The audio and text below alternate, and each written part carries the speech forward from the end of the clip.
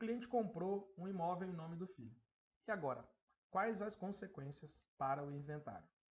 Meu nome é Jonatas Albino do Nascimento, eu sou auditor fiscal, especialista na fiscalização do ITCMD, atuo no estado de São Paulo e hoje vamos conversar sobre essa situação que não é tão corriqueira, mas eu vejo de vez em quando acontecendo, muitas vezes por uma questão de esconder patrimônio de credores, situações assim, tá?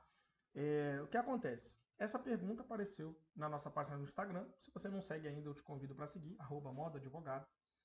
E, na verdade, essa pergunta era de um não advogado, tá?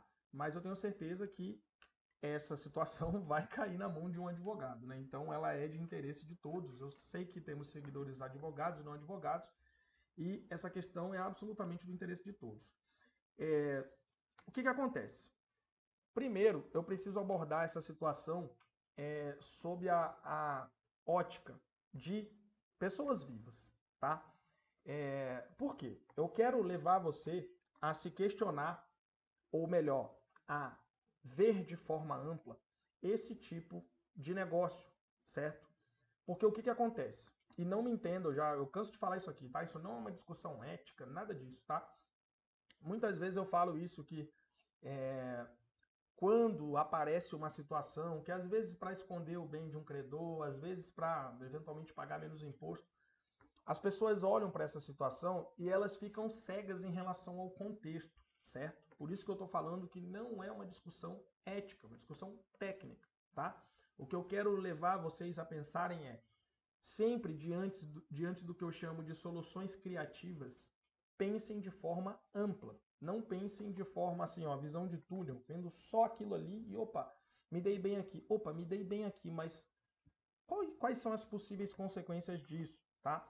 Então, por exemplo, o seu cliente ou você que não é advogado está nos assistindo aqui e pensa em eventualmente fazer isso, você tem que pensar, por exemplo, qual vai ser a consequência sucessória disso depois? É o que vamos falar hoje ainda, tá? Você quer deixar, ou o seu cliente quer deixar esse tipo de problema para os filhos? É interessante levantar esse tipo de questionamento, porque isso é ver mais do que essa visão em túnel. O que vai acontecer amanhã? É óbvio que podemos levantar questões fiscais aqui também. Por exemplo, essa pessoa que está recebendo esse patrimônio, ela tem renda para isso? Isso pode em algum momento ser questionado. Óbvio que eu não estou entrando aqui em detalhamentos de qual é a chance disso acontecer? Depende, muitos dependes. Depende de onde você está, depende do contexto dessa pessoa, depende de várias situações, tá? Seria aventureiro da minha parte entrar nesse tipo de questão. Mas eu preciso que você pense sobre isso. E, por exemplo, comprou no nome, e agora a gente já começa a caminhar para a consequência no inventário. Comprou no nome do filho. O que é comprar no nome do filho? É uma doação, certo? É uma doação, ainda que não esteja assim declarado, tá? A gente tem que, digamos assim, namorando rapidinho aqui, né? O Código Tributário Nacional, a nossa lei complementar, digamos assim, lei geral, só para ser tecnicamente correto, lei ordinária com valor de lei complementar, mas é a nossa lei geral em termos de tributos. Então, ela orienta o funcionamento da tributação no país. E ela traz 2 regramentos lá, eu não vou entrar em mérito de artigo, nada disso, eu vou trazer para vocês aqui o suco, tá? Já espremi o bagaço, estou trazendo o suco para vocês. O primeiro é que a lei tributária ela não pode distorcer conceitos de direito civil para a incidência tributária. O que significa isso? Que as pessoas estão aí realizando negócios no mundo civil e a substância do ato já está ali, já está posta. O direito tributário não pode distorcer isso para inventar uma situação tributária. E, em oposição, a gente tem o quê? Que agora é o oposto, por isso que eu estou dando, né? São regras para os dois lados. E você também, na hora de praticar um ato de direito civil, pode dar qualquer nome a esse ato, você é livre para isso. Mas os elementos fáticos dele, que vão orientar a incidência tributária, certo? Então, onde eu quero chegar? Quando você pega e compra uma casa no nome do filho, essa é uma doação, certo? Você consegue, se você analisar esse ato em si, você tem a diminuição do patrimônio de uma pessoa, o aumento do patrimônio da outra, um ato gracioso entre as partes, você tem a aceitação. Então, é uma doação, é da substância do negócio, certo? Não adianta, não, mas a gente chama de, pode chamar do que quiser, certo? Isso diante da autoridade tributária sempre vai ser uma doação.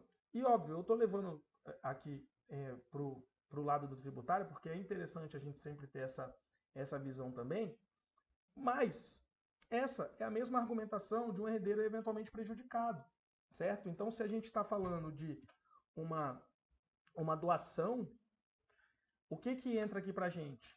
Entra proteção da legítima, entra necessidade de colação, certo?